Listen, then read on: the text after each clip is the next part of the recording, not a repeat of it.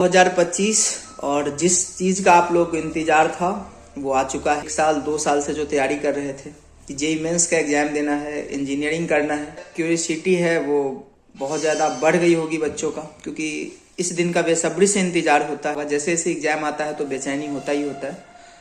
तो अभी क्या करना है कि जो चीजें हम बताने जा रहे हैं कि 2 चीजें यहाँ पे आप लोगों को करनी है।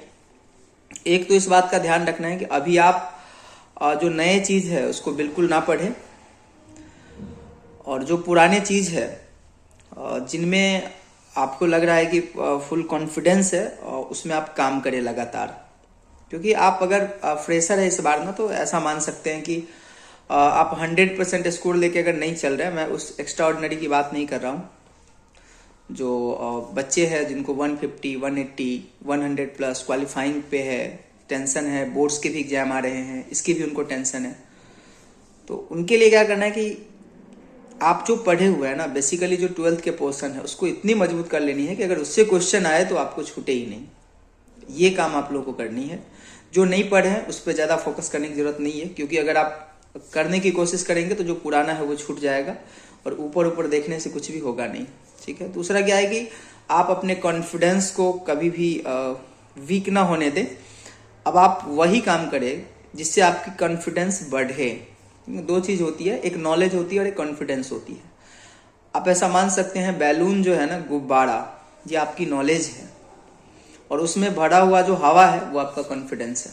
आप सोचो कि बैलून कितनी ऊपर जाएगी अगर उसके अंदर हवा नहीं हो तो आपके पास नॉलेज है। आप इतना दिन अगर कोई बच्चा पढ़ा हुआ है ना, मेहनत किया हुआ है, तो उनके पास है, बट कॉन्फिडेंस अगर हिल गया ना आपका तो आप ऊपर नहीं जा पाएंगे।